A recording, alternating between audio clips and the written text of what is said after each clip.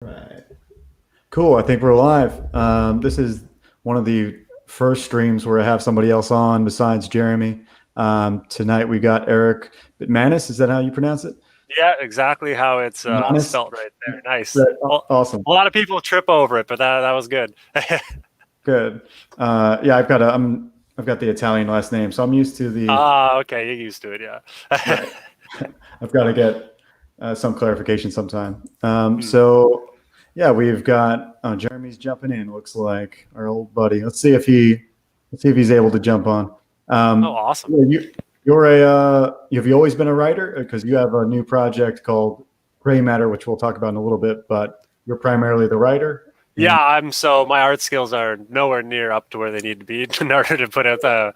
I might try later on in the webcomic thing more for fun, but nice. I like when I go to especially Indiegogo or any crowdfunding project to have as professional art as I can on the project, and I Hmm. managed to find Sarah, and Hmm. she's been fantastic. She's amazing. Yeah. Yeah, I think I heard a little bit of the. Let's get Jeremy on here. Let's see if it works. Oh, Jeremy. cool. Oh, Yep. Nope. where'd he go? Cut Did we out. lose him? Yeah. He'll be back hopefully. So just for everybody on stream, the whole problem with Jeremy is he's moving this week, so he doesn't have internet. So he's going off of AT&T's generosity. Oh, there he is. Not back? their generosity. They still haven't hooked up my internet. That's why I'm pulling this off. So, hi guys. Hey, Welcome, Erik. Hey, Jeremy, keep thanks going, for having guys. me. Don't let me interrupt. Keep going. cool. Well, yeah, I gave him a little intro, but yeah, we were saying that you were the writer for Gray Matter, and Yeah. you haven't dabbled. Are you like an aspiring artist at all, or you just for comic book purposes? Maybe? Just for comics right now is all I've been writing. I wrote another series previously called Hardwired. We successfully funded that, crowdfunded that. We had 4 campaigns for 5 issues, Nice. and so we did that over the last couple of years. Me and another artist named Ross Zuko, who I went to high school with. So it was fun cool. to connect up with him. And actually, it's like, because we finished high school, and then 6 years later, or maybe 5 years later, I'm looking at doing a comic book, and it's like, who do I know who does comics? And we ended up connecting and working together on and finishing actually an entire series, which was a lot of fun. That is cool. How long is Hardwired? Hardwired is 5 issues, but the last issue was a double. I want to say it was 42 or 44 pages. Yeah, on the last issue. Yeah, I think we came up or about total pages. I want to say we're pushing 140, 150 for the entire 5 issues. Yeah, we had long issues, like 32-page issues. Yeah, what's the crowdfund number on that, or you know, what I mean, like, what were you asking for per book on that collection?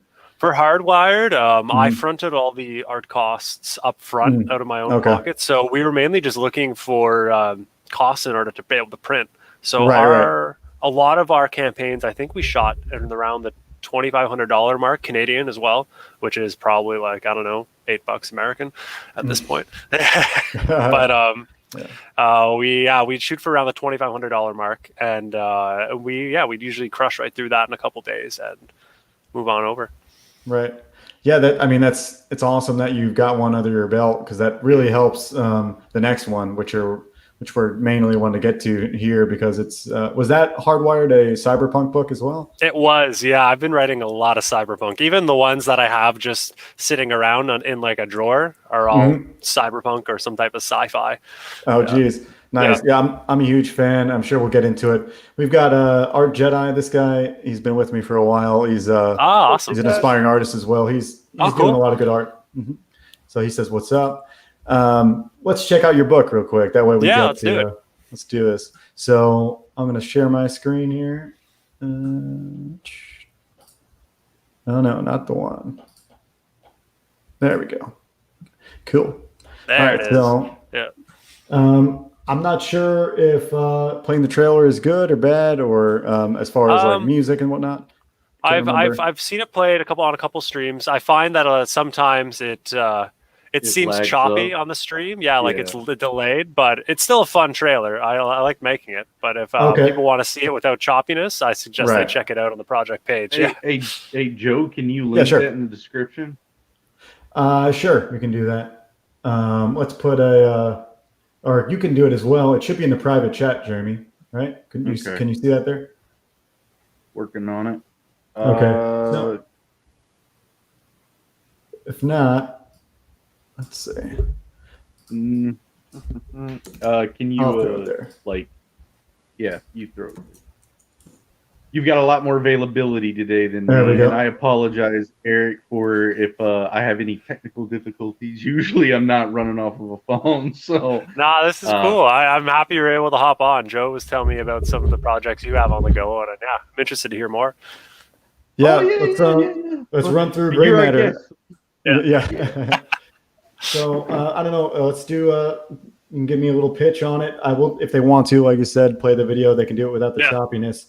And I'll scroll down a little bit to maybe some art while you describe that. Sure. So gray matter is set in the near future, where cybernetics have become a part of almost every human body on the planet, really pushing the boundaries of what we as humans can do. The only downside is that cybernetics over time slowly kill you. They release a poison into your body over their use, and the more you use them, the faster you're going to be on your way out. And so our main character, his name is Leah. She works as pretty much she gets by on being a street fighter and fighting for money. And she's on her way out through her use of cybernetics and the cybernetic poisoning. But she finds this young girl one day that doesn't seem to have any symptoms of cybernetic poisoning. And she vows to get this young girl to the safety of the inner city, away from, there's a bunch of mobsters and gang leaders that are trying to acquire her because of how valuable she is. Wow. That sounds awesome. I heard you describe that on howtodrawcomics.net's preview, and I was like, man, that's between that and Sarah's art, I was blown away. I love Sarah's art. She does such a good job. Got a few questions real quick. It sounds like you developed the idea of this curse, or I guess it's not really a curse. It's more like kind of like the sacrifice one must take to use the abilities that these things are doing. And that's kind of like the negative draw to like the power control. Brandon Sanderson talks about this in his writing techniques a lot with writing magic systems for fantasy, and talks about like give and take of those things. So your balance there is really, really neat. Thanks. So I was just wondering if that had any bearing to it. No, from Sanderson stuff, like world creation. Yeah. From Sanderson stuff, not in general. I haven't actually read tons of Sanderson stuff. That's been on my to-do list. But there was one magic system which definitely I definitely drew a lot of inspiration off of, and that was from a book series by, I believe it's Brent Weeks writes the Lightbringer series, and it is awesome. I'm reading that right now. Oh, you are? Man, I'm reading the first one. Yeah. You're on the first one? First one's great. I really, really like it. Yeah, I'm on the last little section. I was like, man, I got so many comics on my nightstand that I got to read this. What is it? Just the Black Prism first. Yeah. Yeah. And then I think the Blinding Knife is the second one. I think I'm on the third or fourth one now. Yeah, it's such a cool, it's a cool magic stuff. So you drew from that, you're saying? Oh, definitely. When I read that, I'm like, man, that's a really cool magic system. I love how it has that massive drawback to use. And you can see a lot of parallels between that and gray matter, especially with the cybernetics as well as the magic system in that universe. Right. And so Once they get to, I'm sorry. Go ahead. Yeah, but I drew a lot of inspiration from that one in terms of how I wanted to have a drawback to cybernetic use. Otherwise, it's overpowered. Everyone would want it. Right. And that's kind of why I was bringing it up. I was like, oh yeah, that's just a familiar thing. I was really like with cybernetics and stuff like that. You see with Cyberpunk, the video game coming out. I used to play the tabletop in the 90s with my buddy Kenton and stuff. So it's like just I was asking Joe about that with Star Circuit, his comic. So these kind of give and takes with stuff. I was just really I like the way you kind of put it together in your explanation there. It was just sorry.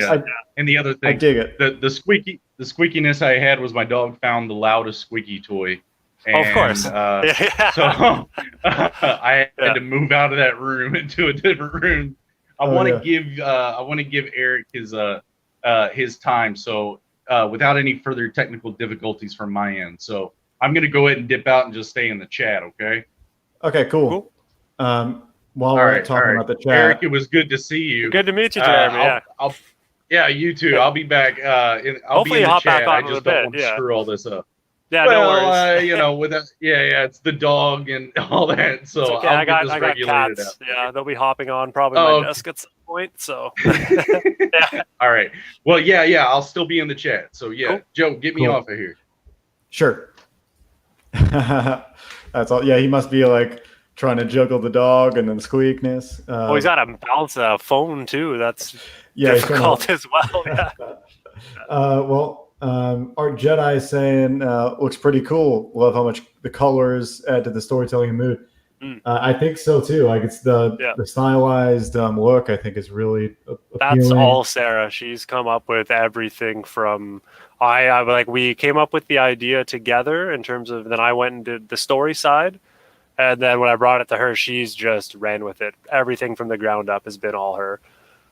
Yeah, I actually reached out to her before I reached out to you because I was like, just because the art, usually the art side, more comfortable with talking to the next artist because I'm just like, it's not as not necessarily that it was going to be weird talking to you, but with artists we understand. I just want to see more of it. You guys have the same like wavelength that everyone travels on as an artist, right? That's what I'm trying to say. Just like there's no assumptions there, So here's her process. I saw this on the last stream as well. Of art, I like going from the bottom up because it's cool to see this. The bottom one is the most impressive to me, and if you're an artist, I'm sure it is for you too. Just how much is planned and visualized and drawn through. So she does everything completely digital as well. So she's really able to what little I know of her process is that she really gets to take some time with the drawings, perfecting it, and then being able to go over it again and again to make sure it gets exactly the way she'd like it to be. Oh yeah, I imagine like which digital it really lends to the cyberpunk thing anyway. Because just you get this clean look to it as well. Move down. Is there any other things down here I'm missing? In terms of the art, no. This was just a little about me and Sarah, as well as some of the risks and challenges of just running an Indiegogo. Yeah, Jedi says that perspective is crazy. Yes, it is. Definitely is. And I know actually, if you scroll up a little bit, where are we here? So this is one of the opening page spreads. Actually, can we go up a little further? I think the first two pages. Yeah, the first two pages, because like the very first, there's a fun story in there. Okay, you can't see it, or at least I can't see it on the screen here. But in that top panel, the very first panel, is you'll see a picture on one of the billboards of a hockey player, and that's how actually I met Sarah. She posted that up on Reddit, a picture of like this hockey player. There's a little Easter egg hidden in there. A picture of I'm a big Maple Leafs fan, so I saw that picture. I'm like, oh man, that's an awesome picture, and I just got to talking with her about that, and then we started, I don't know, just chatting about a collaboration. And we originally we worked on a pitch. There was a big pitch contest that Image was running, I think last year. I forget the name of it, but we pitched. I've always wanted to do a baseball story because I'm also a big baseball fan. So we pitched a cybernetic baseball story, which I still really like. I think it has legs in the future, but we pitched that. Obviously, we were unsuccessful, but we like working with with one another. So we kept discussing other ideas, and that's how Gray Matter came to be. Yeah, that's awesome. Any kind of extra history adds to the next project and the next project. You kind of know each other a little bit more. At least so it was how it was with me. And I haven't collaborated with a whole lot of people. But when I have, it's like me and Jeremy have collaborated a little bit here and there, storyboards and whatnot. But it helps because you almost develop like a shorthand of almost knowing a little bit of what the other person's going to either say or where they are usually to come at it from, like what perspective they'll come at it from, and what comments they might have. So I find it usually helps collaboration over time. Oh yeah. Jeremy is saying in chat that he loves the world design. Oh, awesome! Yeah, it's a cool world that I really want to delve into it. I know it's something about between the layout and the double page spread really helps.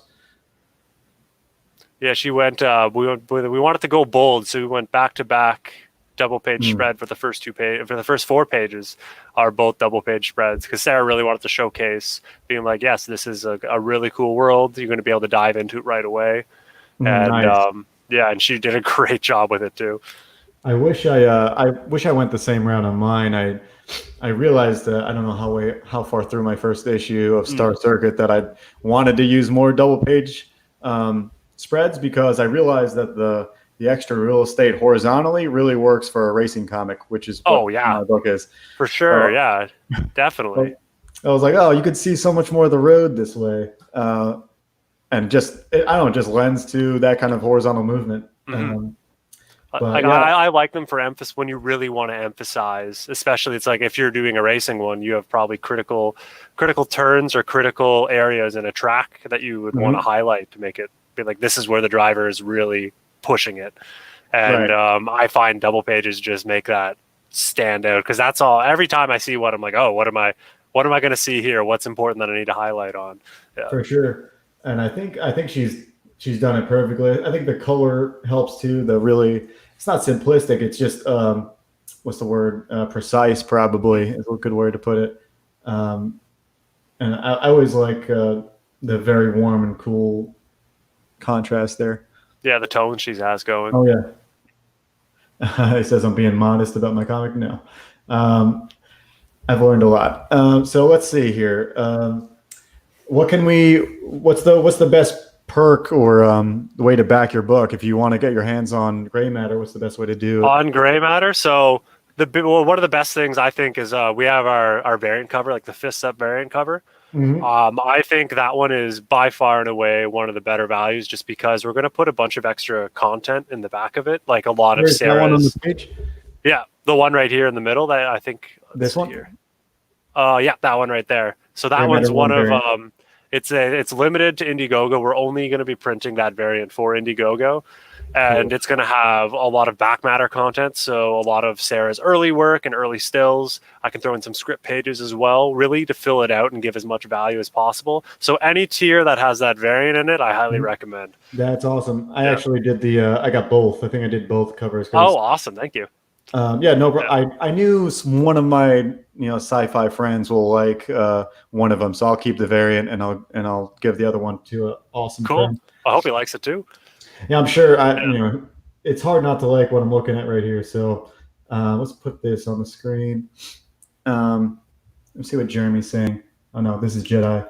Jedi says Brett Booth does a lot of good double page spreads. Oh yeah. I've read a lot of his books, but I can't recall on the spot here how awesome they were. But he's a great artist. Well, what series is he usually on, or what book is he usually on?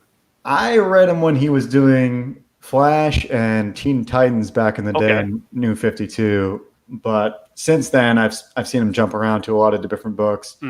Maybe Jedi can elaborate in chat. Yeah, let me know. I'm always looking for more comics to read. I've been reading a bunch of independents at the moment. Well, independents, they're all mostly Image, but I guess that's still independent.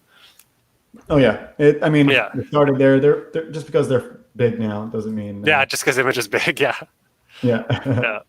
So so what's your biggest influence in cyberpunk? Because obviously that's what you like to write. I honestly don't know what. Well, I know a little bit what draws me there. I really like the noir aesthetic you'd get from it. Like I've always like a lot of the comics I gravitate to, and a lot of the comics I really like to read are a lot of the crime-ish noir series. A lot of like Ed Brubaker and Phillips. Pretty much anything they put out, I'm like, yeah, put it on my pull list. I'm ready to buy it. Nice. Just because they're always kind of capture that, and so that's usually something I move towards and I like to read. So I want to create stuff that I personally would like to read, and that's why I think a lot of it's just like a lot of cyberpunk just pulls me that way. I also like the different themes you can play up with. A bunch of different technology stuff. I do like tech. I'm not a huge tech guy, but I do like tech and how it can transform society and your everyday life without you really knowing it. And I think there's a lot of fun stories to be told from that kind of how technology impacts us and how it changes us for the better and the worse. Yeah, I like that too. It's actually Cher is saying I'm getting a Fifth Element vibe. Oh, nice. Fifth Element. Is that considered cyberpunk too? I think it's weird because like there's when there's a lot of different types of cyberpunk. Apparently, I usually have like the darker ones, but Fifth Element tries to display like a brighter version of the future, but it still has those cyberpunk aspects where you have those people who are run down and kept down, a little beat up, which is Bruce Willis's character in there. But right, what they what's that guy? There's a YouTube video that describes it as high tech low life. Yes, that's exactly it. Yeah. So yeah, slums and high technology at the same time. So yeah, I get a little bit of that with Fifth Element. So do you have a specific title that well, besides the Brent Weeks stuff? Yeah. A lot of one of my favorite movies as a kid growing up was The Matrix, and I think that could be said for a lot of people, which has a big cyberpunk influence in it, just in how Neo's stuck in this everyday life without actually doesn't know he's part of the this, I guess, part of the Matrix or part of this machine, and he's just kind of stuck there where you're day in, day out doing the same thing, and you're kind of just being ground down by it. And I don't think the Matrix itself is cyberpunky. It's as soon as you get outside of it is when you get, oh, you're in this losing war that you're in, and have fun. Oh, cool. Yeah. I think that probably for the most part, Matrix. I like the original Blade Runner the most for cyberpunk, but I think Matrix. When you think about it, is one of the classics. Like when you think about just movies in general, but it's become that classic kind of movie. Jedi's, I think, is talking about. Oh, not that one. He talked about. I think this is Brett Booth. He's talking about here. Oh. He's got 3 independent books. I didn't know. Okay, I didn't know this either. Parsec. Yeah, Parsec. Cool. I'll have to check that out. Yeah. Yeah. Yeah. Parsec sounds very sci-fi to me. It does sound sci-fi, and I dig my sci-fi. Right. Yeah. Did you, when you talked to Sarah first out the book, did you give her any restraints of like, oh, I envision this book in this certain art style, or? Well, I love Sarah's style just to begin with. So really, when I was talking with her, I think she gave me a lot of leeway with the story. So when I passed off those pages to her, it's like, yeah, you take this and run with it how you see fit. And I think that's exactly how what she did. We didn't really have a discussion in terms of, oh, like, how do you want this to lay out? I think I just gave her the pages and she just ran with it. Yeah. Nice. But yeah, we both had a collaborative effort on the story in terms of, so she came to me with like, she wants like, oh, I have all these different elements in mind. Like, well, what can we do with this? I'd really want to draw something with this in it. Well, she really wanted to draw something that had like those back alley type of street fights. And I'm like, oh, okay, that's cool. We can lay that in there. And so she had a bunch of other ideas. She pretty much just had them all on a piece of paper and sent them all to me. Like, can we work this into a story? So I just started pulling them in and be like, oh, I can work this aspect into here or something into here. And then eventually we came up with this cohesive story, and that became Gray Matter. Dude, that's I always like the collaborative stories and origin stories. We all like that kind of thing. When I think about just almost any project that had a hand in, it's almost like this like magical beginning to you anyway. Maybe to other people it's a little less, but especially when 2 people are getting together for something like this. What is the days left on this thing? I think we're only have 9 days left at this point. Okay. Yeah. So yeah, guys, you need to get out there. I'm going to post it in the final stretch. Yeah. I'm going to post it in the comments again here. Any of you guys that got some extra cash for some awesome work, I'm super psyched for it. So when do you think the delivery is going to be? So delivery, we actually have it scheduled for next August to give us as big a runway as possible, because when we originally were planning this, so obviously the COVID pandemic happened, but Sarah got a couple awesome gigs that we had in the middle of planning this. So we're like, really? We still want to make this book, but we can't. We want her. Like, she wanted to have these gigs, and it's like, yeah, we'll make this work. Well, so we gave ourselves a really long schedule where she can still work on this book in her off hours. And we can slowly bring it together, and then we'll bring it to print, and then I'll mail it all out. Probably it'll hit print in July next year, and then August will be delivery times. Nice. But that's why the long runway. We wanted to make it work for Sarah. For sure. I guess you got other comic projects, or does she have other art day job stuff. She has other art day job stuff. Yeah, I think maybe it was animation based. Is what okay. She landed a gig in. Nice. That's amazing. Any kind of anytime you get to do art for any amount of time is good, especially when you get paid. Oh yeah, that's the best part. Yeah. So yeah, we talked about influences.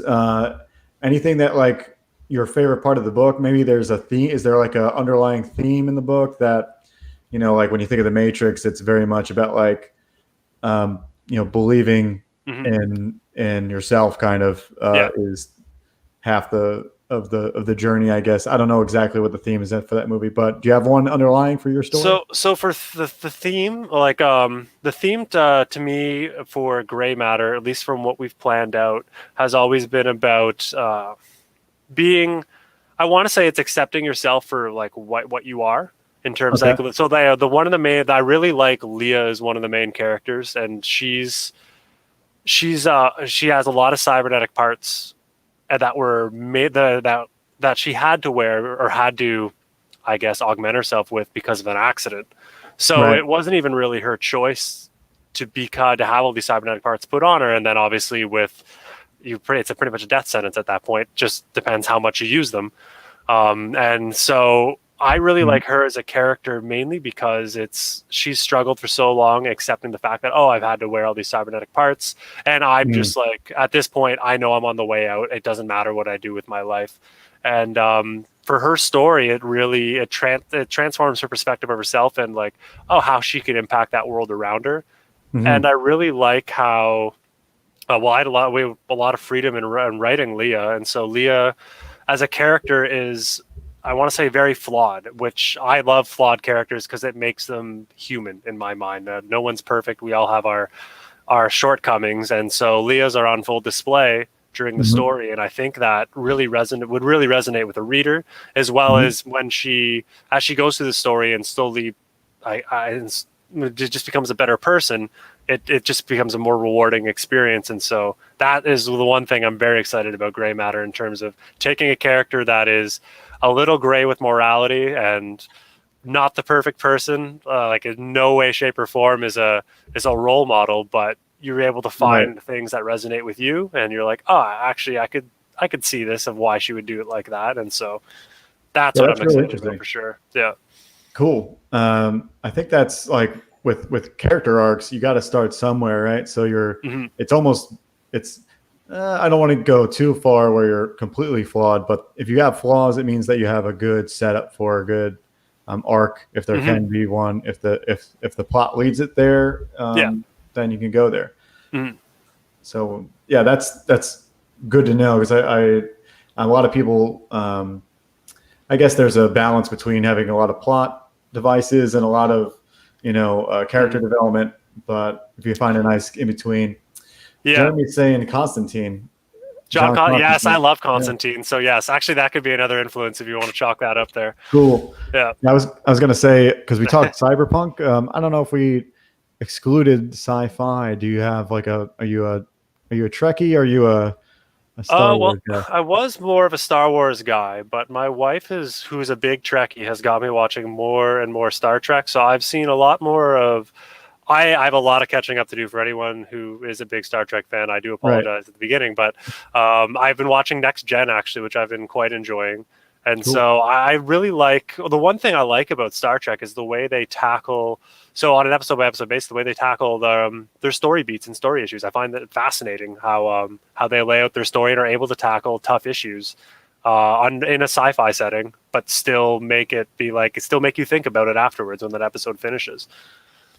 Well, yeah, I hear from my brother, because I'm not a big Trek guy either, but my brother is a very, I don't know, he's deep as you can get, probably. Okay, yeah. From what I hear, every time he describes an episode, it sounds like this huge journey, and some really thought out plot elements are included, and even just some of the concepts are so deep that you're like, they're exploring this in one episode. This is crazy. But yeah, that's I guess that's good to know, because you're like, I guess that technicality of Trek will play a part maybe in your writing. But maybe in like an influence that I didn't even realize is there. But yeah, I love how tight their stories are.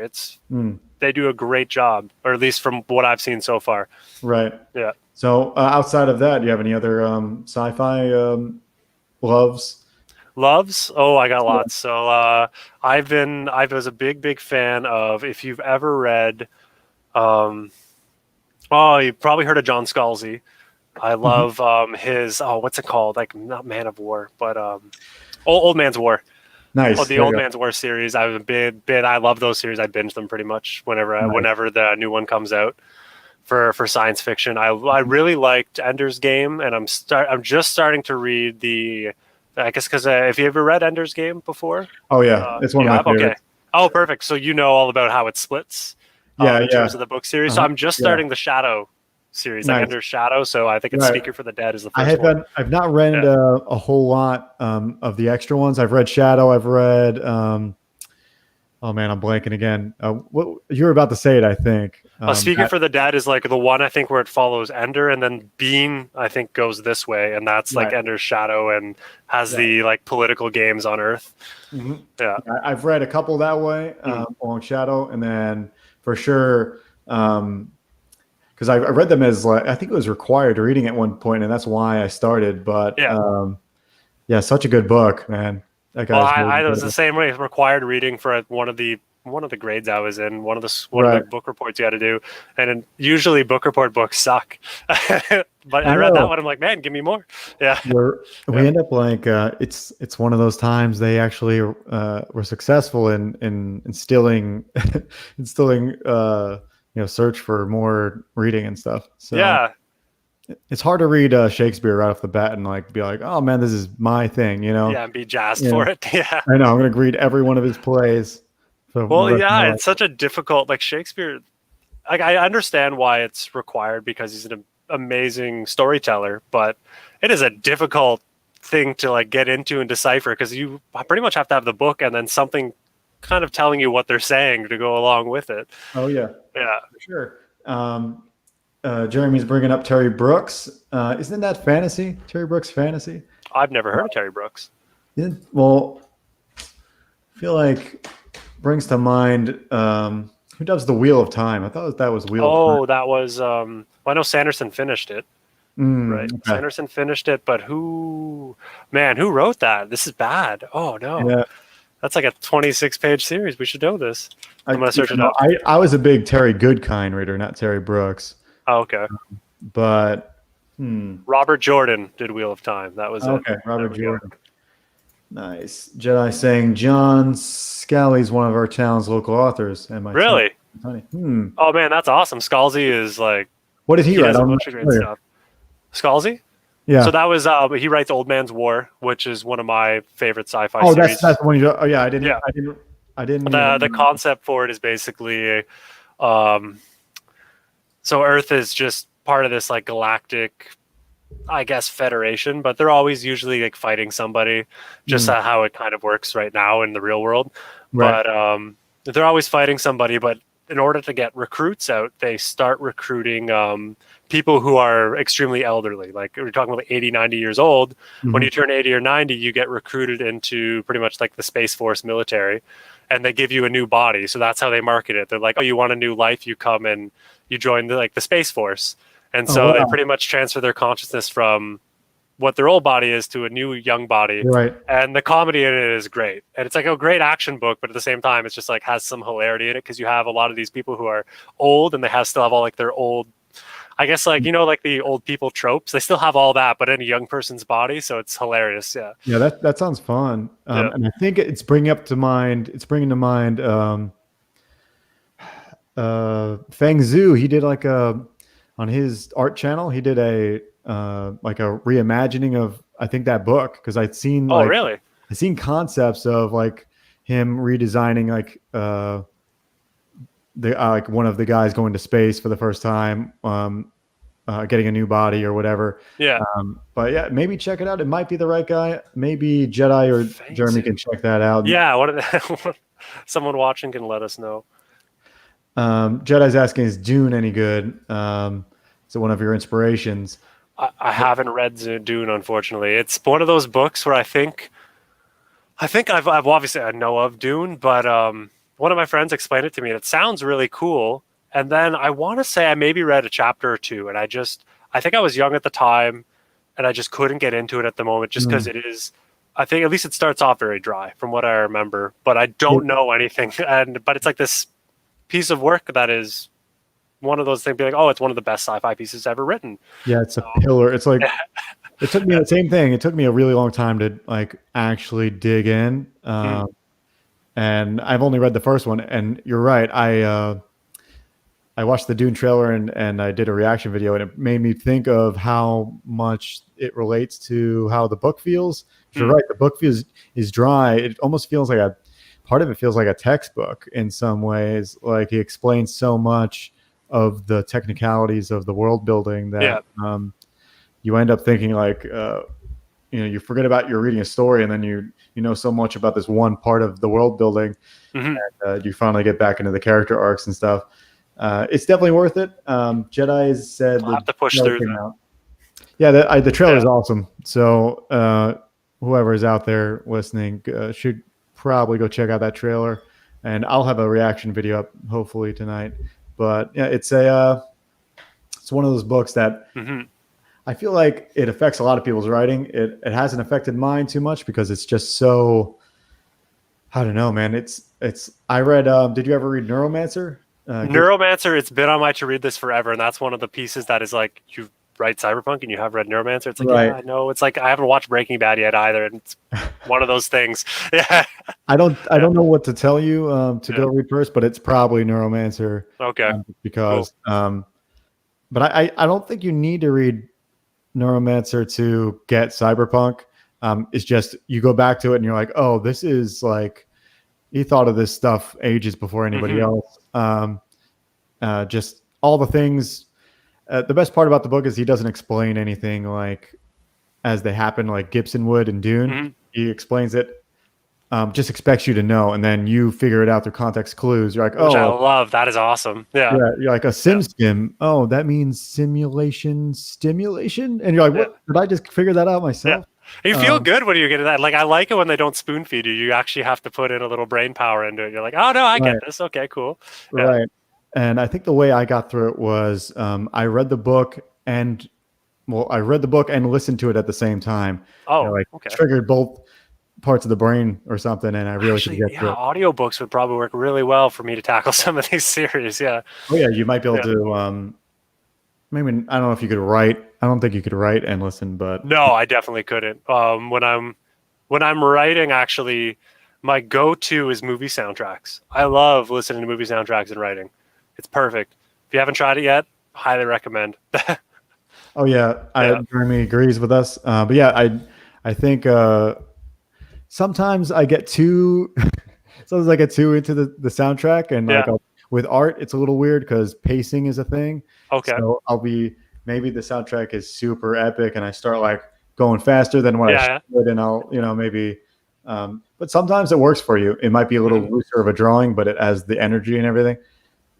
At least that's how it is for me. You're trying to translate what you're hearing to like, and then it kind of just influences you on the page. That's actually a really cool thing. I've never heard of that happening to anyone before. Yeah, I used to talk about on my old YouTube channels. I said it a few times, and I did a year-long stream a couple of years ago, and I talked about it there a little bit. But it's a weird thing. I'm sure it happens to other professions. Oh, for sure. Yeah. If you're like a runner, you really get into whatever mile 25.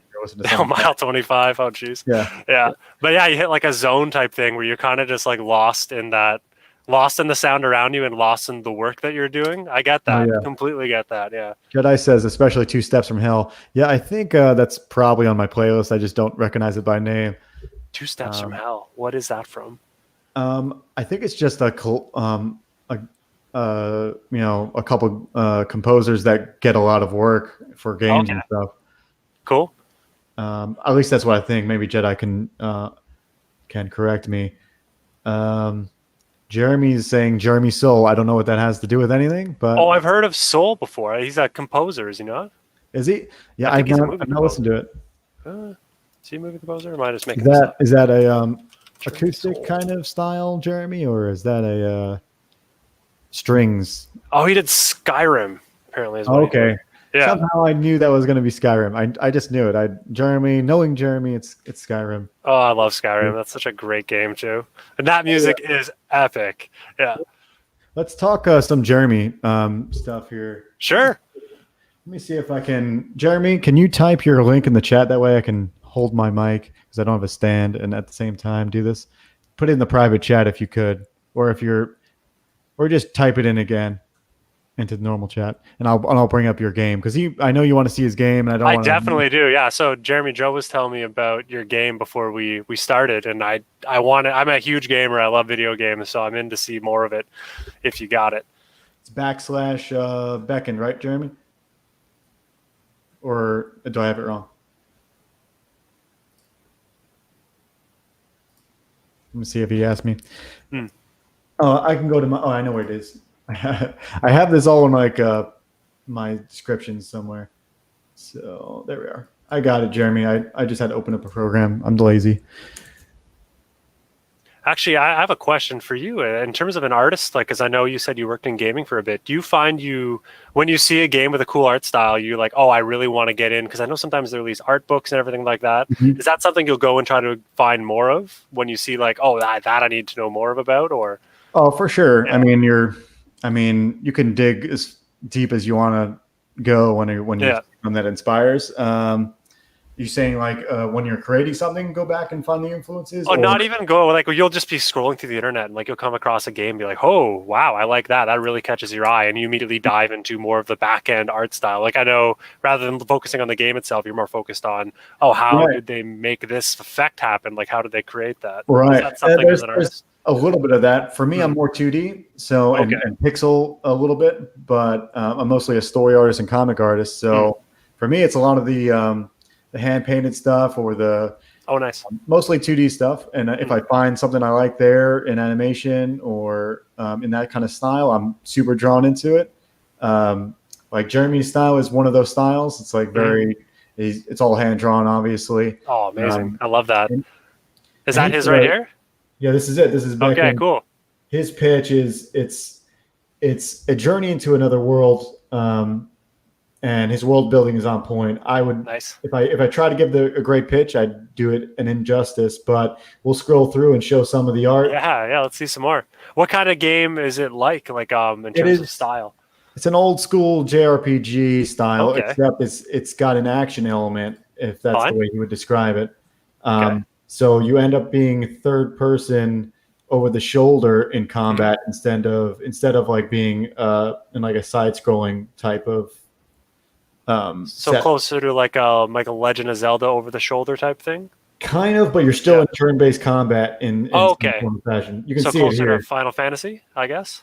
Yeah, it's like a Final Fantasy turn-based mixed with an action over the shoulder system where you're able to block the direction of the attacks, and if you block correctly, then you'll be able to then again get your turn back. He explains a lot. Maybe you want his stream this. Here, I'll put it up, Jeremy. This little this thing. In terms of turn-based games, one of the ones that I liked a while back was Knights of the Old Republic. That I thought they did a cool job of mixing turn-based with a live action type thing. Right. Yeah. This one is very old school inspired. His game is very much. It gives a lot of Chrono Trigger vibes for me. Oh, nice. Okay. Without obviously the same kind of combat, but you can see here you're always over the shoulder. So this would be in a combat situation, right here, and then you'll go into an isometric view of traveling the world from more of a top down view, isometric. Okay. When you're exploring the world. Cool. So would that be similar to the old school Legend of Zelda games where you have that top down view and you're kind of walking around? Similarly, if you play that, or Chrono Trigger, or some of the old school Final Fantasies, it's like that. Cool. And if I knew his site a little bit better, I would be able to go find exactly what we're talking about. But for now, you can look around here. He's also, like I said, doing a stream on Fridays at 8 on his channel. It's just look up Zate Studios. and you'll find him. I'm looking up back into game right now so I can find it. Zade Studios, found it. Yeah, that was quick. Yeah, he's been working on it for quite a long time. I love the art, man. This is such nice art. Yeah, he's an incredible dude and artist. So definitely going places. Just how it is with development. It's like it's this back and forth. It's this finding the right people. It's a lot of that too. So it's never linear. Right, for sure. With comic books, that's the beauty of comics. We don't have to necessarily deal with so much of that back and forth. It's like, here's what we do. We put it on the page, and we try to proof it as much as we can. And when it's done, it's done. Let's see. Richard Wasson says, hello. Hi, Joe. Hi, Jeremy. And I say, hello. What's up? We're interviewing Erik here and his. Hi, Richard. And let's go back to your page. That way they can keep seeing it while we talk. Like I said, I gave it to 6:30, but we'll stay on until 7. It's up to you if you want to stay on. Hey, I'm cool hanging out for a bit. I love talking stuff. Yeah. Yeah, for sure. Same here. I don't know why Avast wants to be on my screen though. All right. Yeah, we went through those things. I've got. I'm doing like a kind of cyberpunk book too. So nice. I kind of know a little bit of the, I guess the difficulties. I know she did all the art, but did you have any concepts that you had written out in this description? Like, oh, this gauntlet needs to look a certain way because it does this function. Did you have any of those kind of situations? It was more of like, so I've wrote in full script for the most part, but a lot of the stuff in the script when I really wanted something to be like, so for Leah, I made sure in the script to write it as be like, I'd even put like a side note being like, make sure it's visible, like you see her cybernetics and everything like that. Or it's, you see when there's one point where she's talking with her father and you see like the graying on her arm. And I'm like, that needs to be a highlighted point because that's important to the story. So mainly when I try not to dictate too much, mainly because the artist usually knows flow on a page better than I do. But I will highlight areas. I'm like, this is really important to the story. If you can find a way to make it prominent and display well, then we're golden. Yeah, I feel like I bring that up because when I'm solo on the book, I do all the art and writing. So for me, it's different. I'm talking to myself. I say, yeah. You know what you want out of it at the end. Yeah. Right. So a lot of my exploration comes from, I say talking to myself, but kind of like I'm pulling from an area where I don't really know what I want. I explore it on the page and then I'm like, oh, that looks cool. Let's see if that can translate to the story in some way. So for like a whole year, I just kind of wrote and just drew designs and see if they spawned any ideas. And that's kind of how it worked for me. That's what brought up the question. That's really interesting. So when you're working, do you have a base storyline that you're like kind of have going on here, and then you're drawing and you're like, oh, this would be really interesting for me to take it that way, and does that adapt the storyline to what you're doing then on the page? Or sometimes I'll be writing. I write the outline, or whatever, the basic outline, and then I'll draw a little bit, do some design work, and draw like the thumbnails for the page. And then sometimes that just brings up things I didn't think about, like, oh, this just won't work because I didn't think about how a highway would actually work, or like things like that. And I'll have to come back to it. And then on top of that, once the art's done, I do it the Marvel style where I go back, or the Marvel method where I go back in and then actually write the dialogue. Oh, okay, nice. The art. Yeah, so that's cool. It's a buffer. It's like, and it's kind of like how Stephen King describes, where like he doesn't really know like how it's going to be at the end. It's my job it's almost like a surprise. It's kind of surprises me if it's going to read well at the end. So, yeah, now actually that's fun. I love Stephen King's books. Is he like one of your influences most of the time when you're coming not up with really. stories? Like in fact, I've only read, I think, Cujo and his book on writing. Okay. I haven't read Cujo yet, actually. Nice. Well, it's scary. I mean, like any King I read book. it as a kid too, but Oh no, read it as a kid. Oh man. Yeah. I mean, sometimes you just like, I mean, when you have like this reading, I wasn't a great reader, but at least I was reading and wanting to read. People just give you suggestions and that sort of thing. So yeah, maybe I'll show my page real quick. I don't want to take away let's see from some your art. thunder, but just so we have something I have stuff on the dev blog that would tie to this. I should have had it. Cool. Let's see it. That'd be cool to show. Let's do that. Once. I'm going to look more at Jeremy Game too in the meantime while you're doing a screen switch. Yeah, go for it.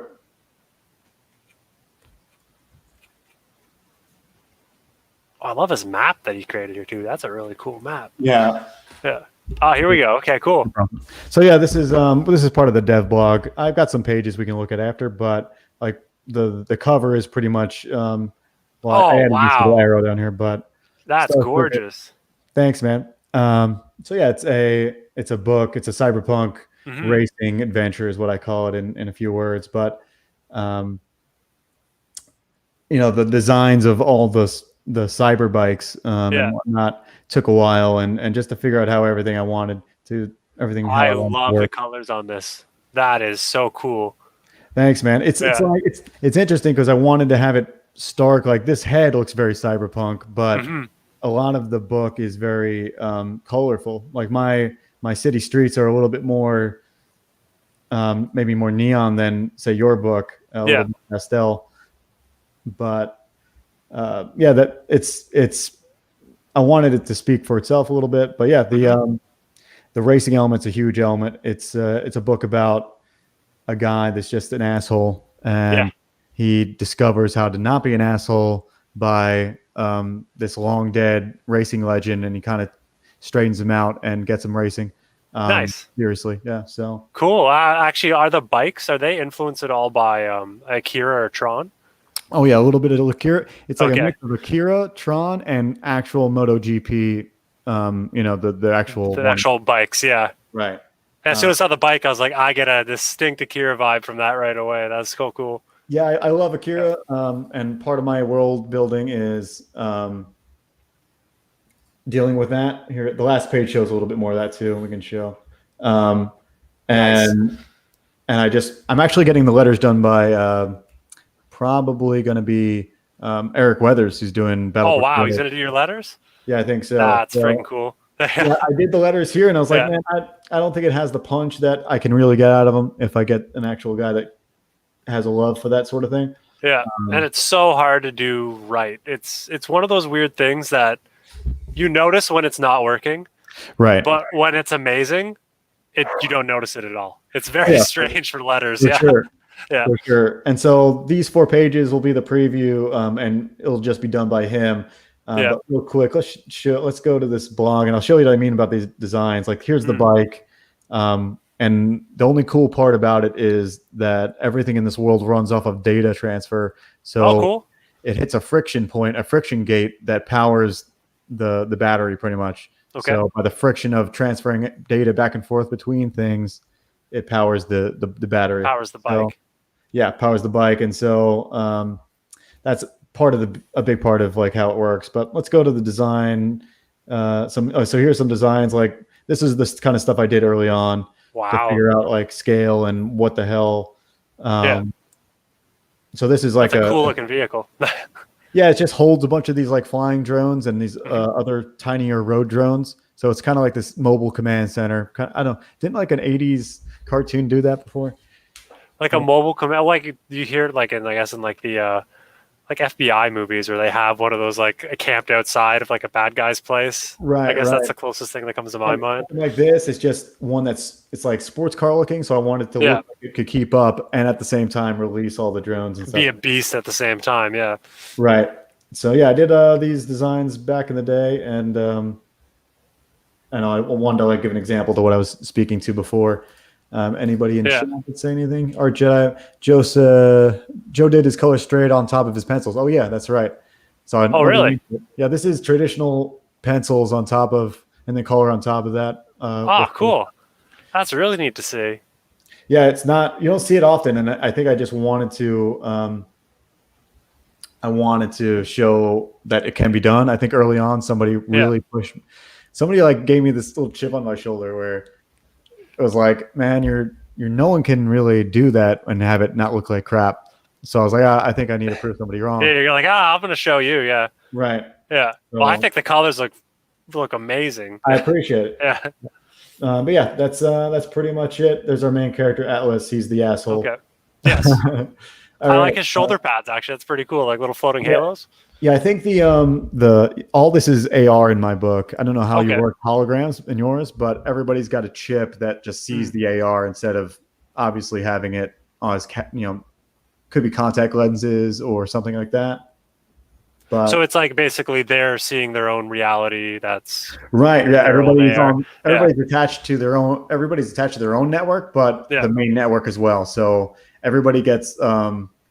If you saw an ad, it would be personalized to you, but also you would see everybody's global, whatever. Oh like man, I just thought of a cool story idea now. Just talking with you with that, that's freaking cool. Cool. I would do that. I'll draw a book for you. No, I'd be in. It'd be a crime book. It'd be so much fun. Nice. Yeah. Cool. Yeah, that's really awesome. So yeah, that's the book. You can go sign up here. I'm just building a mailing list right now while I'm waiting for the lettering and actually a soundtrack for my teaser. That's it. Oh, are you hiring someone to do soundtrack? Yeah, I have an old sound engineering friend that is doing it for me. Yeah, that's pretty cool. It would be cool to get you to do something that has this Blade Runner vibe to the music. So that's what I wanted. Let's head back to yours. I don't know how many pages I went through. Best part is you can include a soundtrack with some of your rewards too. That'd be something unique. Yeah. Oh yeah, that's a good idea. I didn't even think, because I was just going to put it on the website as like something to, while you read the preview, you can listen to it. But yeah, a perk of maybe like a cool cassette tape of just the track. Or MP3 even, or something fun with it. You can have a cool way to do it for sure. Yeah, that's sick. Maybe you should do it too. Connect me up with this guy, and we'll get a Gray Matter soundtrack going too. I would. That'd be amazing. Yeah. So guys, you need to go back this book immediately, like I have. Eric suggests going to get the variant because you're going to get a lot of extra stuff. What were the extra things you're going to get with the variant? So you get a whole bunch of extra back matter. So you're going to get a lot of Sarah's early design work, as well as some of my script pages. And we're going to try to give a lot of bonus content so it's an exclusive Indiegogo variant. It's not going to be available anywhere else but Indiegogo. And so we're going to try to make it as cool and as fun as possible. Nice. Guys, you need to really get on this before it's too late. I think we have, 9 days? 9 days. 9 days. So it's totally possible to get this thing back. I'm going to be spreading the word like crazy. Oh, I appreciate it. I think we can still do it. And maybe for, later down the line, if you've got another day free before the ending, I could put you on again. I don't have a huge following for streams for some reason. Like I get a lot of views for other things, but not streams. Just how it works. It just wasn't my MO to start with, I guess. Yeah, well, it's more fun anyways. I'm having a blast on here. Yeah. Well, at least you'll know you'll get more views afterward. That's cool too, yeah. Cool. Yeah, I really dig it. I know Jeremy does too. And like I said, join Jeremy as well. A lot of the guys on there will probably check out Gray Matter too if you mentioned it in chat as well. So that'd be cool. Yeah, I'll have to look at his game. It's a game stream you said on Fridays? Yeah, it's a development stream. He'll draw on that stream as well, and him and his brother who programs it will also chime in and tell about the development stages and whatnot. That's awesome. That's a cool way to do it, actually, behind the scenes development. I mean, it's like the same thing as you like doing a time lapse video, but it's more engaging because they're like they're talking about so much back and forth and struggles, and just getting the engine to work for you and that sort of thing. I really highly recommend it. So that'd be cool. Yeah, I'll have to check it out. Great work. Thank you. Well, that's Sarah. That's all Sarah's hard work on the art. But yeah, she's done an amazing job, and I really I'm excited to get this book going. I'm really looking forward to it. You have any last regards to like anything coming up? Do you have any plans for? I know like just funding the book is one success. So maybe thinking about stretch goals is a little bit too far, but do you have any other ideas for, is this a standalone book? Maybe we didn't say that. So either. No, actually this will be, I like to do miniseries. One of my favorite things to do is probably get about, we have planned about 5 or 6 issues. And so once that's complete, then Leah's story is complete. And so that's something then we can then combine into a trade that you can easily hand around to friends. So, and speaking of trades, I will be bringing Hardwired because we finished the last issue last year. We'll be bringing it to trade in a couple months. So me and Ross are planning on doing that. Killer. Yeah, that's the plan for me as well. the mini series is just like I think it translates the best to new readers too, because like when you see somebody that's like, oh, you're on issue 100, you know, that's really intimidating. It's much for sure. Yeah. Yeah, it's like even when someone wants to get into, let's say, Batman, for instance, and it's like, oh, where should I start? It's like, look, just ignore the entire ongoing series for now. Here's a couple favorite stories that I really like that I think you'll dig, but they're all self-contained. Much easier to get into. Yeah. Oh yeah, for sure. It's just a struggle sometimes. I just know how it was when I first was trying to get into these long-running series. But yeah, that's awesome. I'm really looking forward to it. Well, thank you. I'm gonna be pushing it. And I think, let's just see. It means like you're pretty much. What would it be? I'm trying to figure out the backer goal. Like it would be about 100 you need. About 100 to 120, I think would be the range where we'd be successfully funded. Yeah, I like looking at it that way because when you think about the money, you're like, it seems bigger than it is. You know, getting that many people is not that far off. You know, we're close. We're getting there for sure. Yeah. Well, I'll be spreading the word. I know Jeremy and the rest will. All right, chat. You have any last words, chat, for Erik? Before we end the broadcast, let's see here. I've got another ticker that I can put up here. Let's see. Well, I was trying to put your book name up there, but for some reason it canceled out on me. Oh, well. That's how it goes. We do what we can. Yeah. Oh yeah, I know.